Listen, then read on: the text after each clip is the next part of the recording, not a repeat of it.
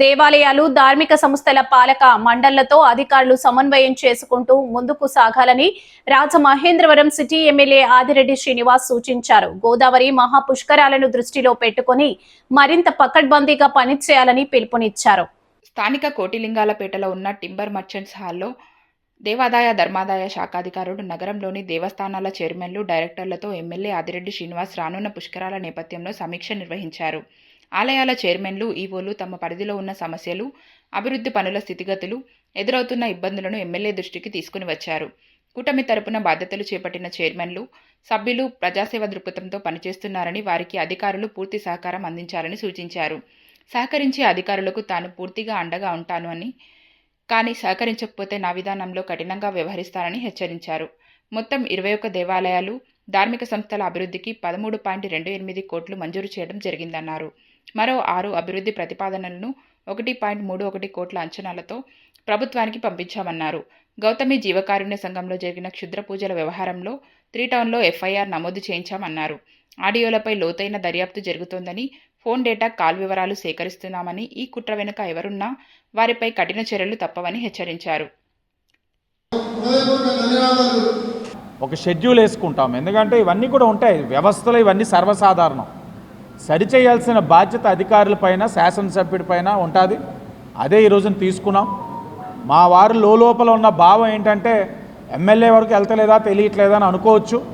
ఎమ్మెల్యేకి తెలిసింది కాబట్టి ఈరోజు సమావేశం పెడుతున్నారన్నది మా వాళ్ళు కూడా అర్థం చేసుకోవాలి. అలాగే అధికారులతో సమన్వయం లేదన్న విషయం కూడా తెలుసు. టైం తీసుకుంటున్నాం మేము కూడా, ఎందుకంటే చాలా వాటి మీద ఉన్నాం. ఈరోజు టైం అనుకున్నాం, పెట్టాం, సమన్వయపరుస్తాం.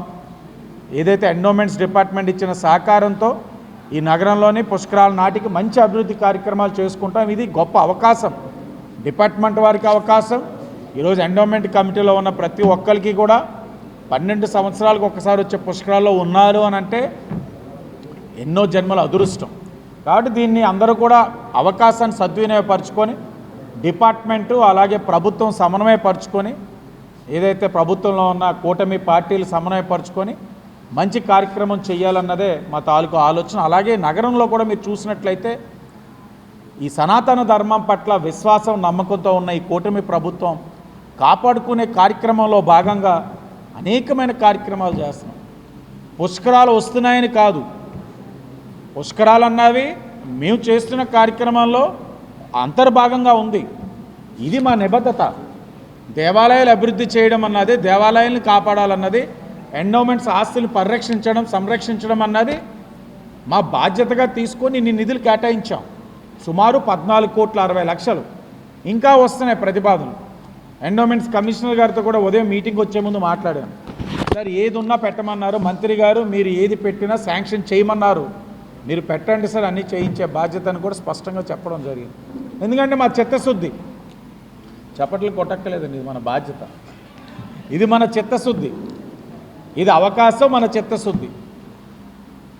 అలాగే నేను మరలా చెప్తా ఉన్నా, ఈ 14,60,00,000 ఏదైతే ఉన్నాయో ఎక్కడా కూడా రూపాయి అవినీతి జరగకుండా చేయాలన్నది మా తాలూకు ఆలోచన.